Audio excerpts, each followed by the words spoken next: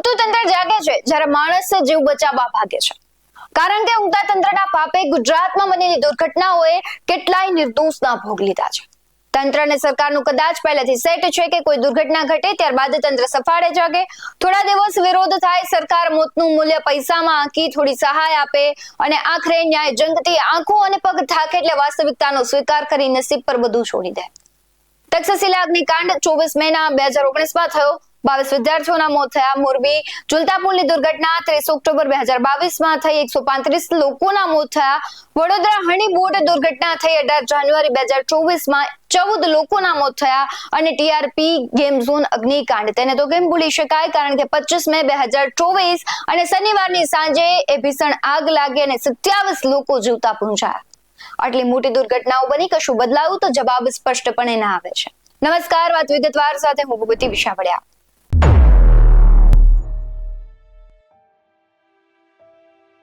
આટલી દુર્ઘટનાઓમાં હોમાયેલા જીવોને ન્યાય મળ્યો તો કે જવાબ ના આવે છે। આમનો જીવ ગયો, સરકારને શું ફેર પડ્યો? કશું નહીં। સરકારે અધિકારીઓને સસ્પેન્ડ કર્યા, મૃતકોને શ્રદ્ધાંજલિ પાઠવી, મોતને બદલે વળતર આપ્યું, પણ શું બધું કર્યા પછી કશું બદલાયું? તો તેનો જવાબ ના, ના અને ના જ આવે છે। કશું નથી બદલાયું। હજુ એ માના આંખમાં આંસુ નથી સુકાયા જેને પોતાના વહાલ સોયા ગુમાવ્યા છે। ફરક એટલો પડ્યો છે કે જીવનના નિત્યક્રમમાં જીવવા ખાતર અને પરાણે જાતને સાંત્વના આપી એ પરિવારો ન્યાયની આશા સાથે જીવનના દિવસો ઓછા કરી રહ્યા છે। 25 મે અને શનિવારની અને 18 સાંજ જ્યારે રાજકોટના ટીઆરપી ગેમ ઝોનમાં બાળકો સહિતના લોકો મજા માણવા ગયા, તેમને ક્યાં ખબર હતી કે ગેમ ઝોન તેના માટે મોત ઝોન બની જશે। એ સંધ્યાનો સૂરજ તેનો અંતિમ હશે, એ ખિલખિલાટ કરતા ચહેરા આંખમાં બળતું બની જશે અને આજે પણ આંખ સમક્ષ એ દ્રશ્યો જ્યારે આવે ત્યારે આંખ ભીની થઈ જાય। એ નિર્દોષ જીવોના મૃતદેહોને પોટલા વાળીને લઈ જતા એ દ્રશ્યો, એ ભયાનકતા સાથેની ચીચિયારી હજી પણ કાનમાં સંભળાય છે। એ દ્રશ્યો આંખ સમક્ષ તરી આવે છે, હૈયું કંપે છે અને હજુ પગ ધ્રુજી ઉઠે છે। એ માં કેમ શાંતિથી જીવી શકે જેને પોતાના કાળજાનો કટકો ખોયો હોય? એ સ્વજનો કેમ સુખેથી રહી શકે જેમણે પોતાના પરિવારજનોને આગમાં હોમાતા જોયા હોય? એ સાક્ષી બનેલા લોકોને કેમ કાળમુખો દિવસ ભૂલાઈ શકે? ટીઆરપી ગેમ ઝોન આગમાં 27 લોકો જીવતા ભૂંજાઈ ગયા। આ ગેમ ઝોન પાસે ફાયર એનર્જી નહોતું। હાઈકોર્ટની સુનાવણી થઈ અને ઝાટકણી બાદ રાજ્ય સરકારે ગાઈડલાઈન તો જાહેર કરી, પણ હજુ સુધી સ્વજન જેમણે ગુમાવ્યા છે તે પરિવારોને ન્યાય નથી મળ્યો। આ ઘટનાની પ્રથમ વર્ષી તો છે એટલે પીડિતોને ન્યાય અપાવવા માટે કોંગ્રેસ ફરી એકવાર આંદોલનનું શસ્ત્ર ઉગામે છે, ને જેના 5 દિવસ સુધી કોંગ્રેસ દ્વારા પણ વિવિધ કાર્યક્રમો કરવામાં આવશે। અને પછી શું? પછી બધું હતું એને।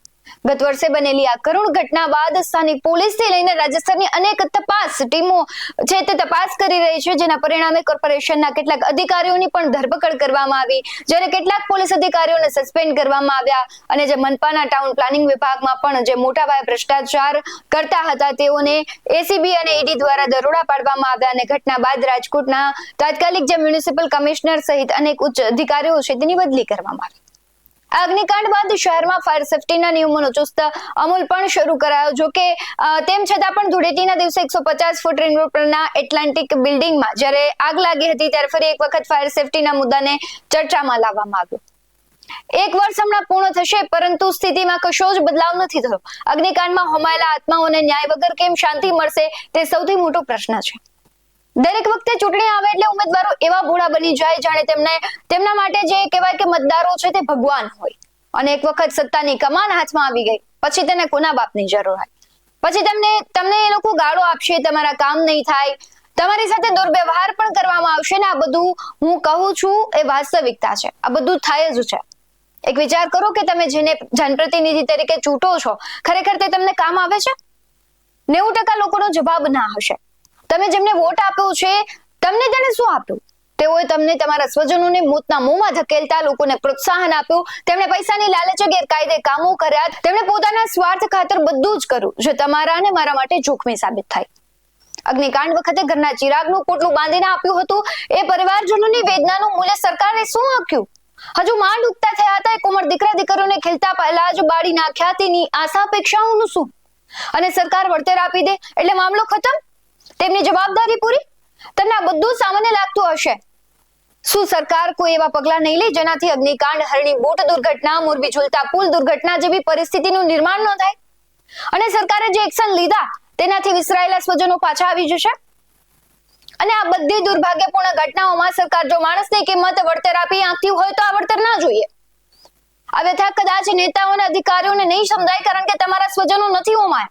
એ તડપતી માને આજે પણ નીંદર નથી આવતી, આજે પણ તેના બાળકની કિલકારી તેના કાને ભણકારા સ્વરૂપે અથડાતી હશે. અને નગ્ન સત્ય તો એ છે કે સલ્તનતની ખુરશીને કોઈ આગ નથી દજાવી શકતી. એ જાડી ચામડીના દરેક અધિકારીઓને નેતાઓને કશો ફેર નથી પડતો. તેના માટે સર્વશ્રેષ્ઠ કામ ભ્રષ્ટાચાર કરવો, ખુરશી પર હક હોવો જોઈએ, તે જ મહત્વનું છે. કમનસીબની વાત તો એ પણ છે કે આપણે તેને એક થઈ અરીસો નથી બતાવતા. દુર્ભાગ્યપૂર્ણ અને શરમજનક વસ્તુ તો એ પણ છે કે તમે મેયર છો ને આવી ઘટનામાં તમે ભાગી ન શકો, પરંતુ તમે ભાગો છો. એક પણ એવો 36 ની છાતી વાળો નેતા નથી હોતો કે જે સ્વીકારે છે કે આ માનવ સર્જિત હતું, આમાં તંત્રનો વાંક હતો અને જવાબદાર અમે હતા, એવું એક પણ વ્યક્તિ ના બોલી શકે. આનાથી વસમું તો કશું જ ના હોઈ શકે.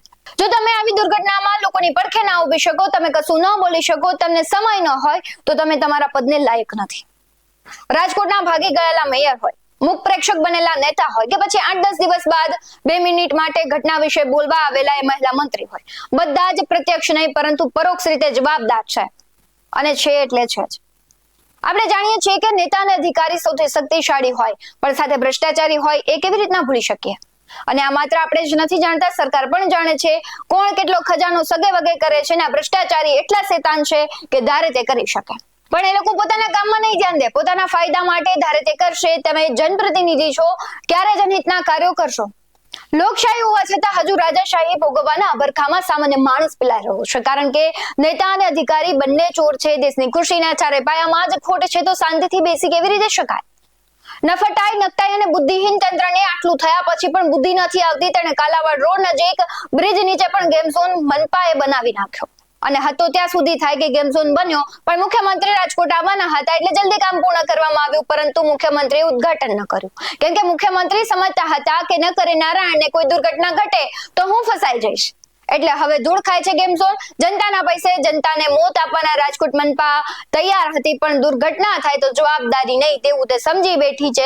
અને મુખ્યમંત્રી સહિત દરેક લોકો જાણે છે કે આમાં કોઈ દુર્ઘટના થાય તો અમારું નામ આવશે, એટલા માટે તેમણે ઉદ્ઘાટન ન કર્યું. પરંતુ મનપાને પોતાની જવાબદારી નહીં, પરંતુ એક કહેવાય કે કામ બતાવવા ખબર જ છે કે અહીંયા છે લોકોને મોત જ મળવાનું છે, તેમ છતાં તેમણે એ ખડકી નાખ્યો.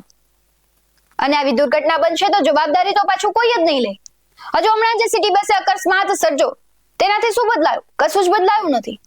આમ ભ્રષ્ટ અધિકારીઓ અને નેતાની જ જવાબદારી છે, કારણ કે તે લાલચે કામ કરે છે. અત્યારે અધિકારીઓ પાસે કામ કઢાવવું ખૂબ જ મુશ્કેલ થઈ ગયું છે. જો તમારે કામ કરાવવું હોય તો કાં તો તમારે તેમને પૈસા દેવા પડે, અને પછી તમારે એને મોટા નેતાઓ હોય છે તેની ઓળખાણ આપવી પડે. પરંતુ તે તેમની જે જવાબદારી હોય છે, તે નિષ્ઠા હોય છે, તેઓ તેનાથી કામ જ નથી કરતા. તમે વિચાર કરો કે સામાન્ય નોકરી જે કોન્સ્ટેબલ જેવી નોકરી હોય, તે કોન્સ્ટેબલ પાસેથી બંગલાઓને કરોડ રૂપિયાની પ્રોપર્ટી નીકળે. જ્યારે સામાન્ય માણસ જિંદગી આખી મહેનત કરે તો માંડ જીવન નિર્વાહ કરી શકે તેટલા પૈસા નીકળે અને એક મકાન નીકળે. આવું તો કરપ્શન કર્યા વગર શક્ય જ નથી. અમે તો બોલીશું અને પત્રકાર બોલે છે, તેનો મતલબ એમ નથી કે સત્તાધીશોને બદનામ કરે છે, પણ જનતાનો અવાજ બનવાથી કદાચ સરકારને વ્યથા સંભળાય અને સમજાય. પત્રકાર તો માત્ર એક માધ્યમ બને છે. મુખ્યમંત્રી માટે સંવેદનશીલ, મૃદુ અને મક્કમતા શબ્દો માત્ર કાફી નથી. તેમણે વાસ્તવમાં પણ સંવેદનશીલતા, મૃદુતા અને મક્કમતા બતાવવી પડશે. રાજ્યમાં બનતી દુર્ઘટનાઓમાં નેતાઓને માત્ર સ્થળ મુલાકાતથી નથી પૂરું કરી દેવાનું, તેમને એક એવી ઈચ્છા શક્તિ અને કાર્યશક્તિ પણ બતાવવાની છે જેનાથી પીડિતોને ન્યાય મળે. સાચી શાંતિ ત્યારે જ મળશે જ્યારે લોકોને ન્યાય મળશે. એ દ્રશ્યો માત્ર ગુજરાત નહીં પણ સમગ્ર દેશે જોયા હતા, જ્યારે રાજકોટ સિવિલ હોસ્પિટલમાં એમ્બ્યુલન્સના સાયરનોથી આખી હોસ્પિટલ ગુંજી ઉઠી હતી. મરદાઓની લાઈન હતી અને તેને ઓળખી શકાય એમ પણ નહોતા. પરિવારજનોમાં દુઃખનો દરિયો ફાટ્યો અને સિવિલ હોસ્પિટલ પર કોને શાંત રાખે તેવી સ્થિતિ સર્જાઈ હતી. આજે પણ એક ગેમ ઝોન પાસેથી નીકળો ત્યારે ધબકારા તમારા વધી જાય. ગેમ ઝોનમાંથી કોથળામાં ભરી મૃતદેહોને બહાર કઢાયા. પરિવારજનોનું આક્રંદ 5 કિલોમીટર દૂર સુધી તેના ધુમાડાના જે ગોટે ગોટા. આજે પણ એ દ્રશ્યો યાદ કરીએ તો આંખ ભીની થઈ જાય છે. દરેક ઘટનામાં તપાસ શરૂ થાય છે એટલે એકબીજાના પાપના પોટલા ખુલે અને એકબીજાને બચાવવાના પ્રયાસ કરાય. જનતાને આ બધાની વચ્ચે છે તે જનતા છે તે પીસાતી હોય છે. અગ્નિકાંડને 1 વર્ષ પૂર્ણ થશે પણ કશું જ નથી બદલાયું. હજુ પણ મૃતકોના પરિવારજનો ન્યાય માટે ઝંખે છે. આ મુદ્દે તમારું શું કહેવું છે કમેન્ટ કરી જરૂરથી જણાવજો. હાલ વાત વિગતવારમાં બસ આટલું જ. આવા જ વધુ અહેવાલો સાથે ફરી મળતા રહીશું. તમે અમારી YouTube ચેનલને સબસ્ક્રાઇબ કરવાનું, અમને Facebook અને Instagram પર ફોલો કરવાનું ભૂલશો નહીં. બાકી અવનવી અપડેટ્સ મેળવવા માટે જોતા રહો BS9 TV ન્યૂઝ. નમસ્કાર.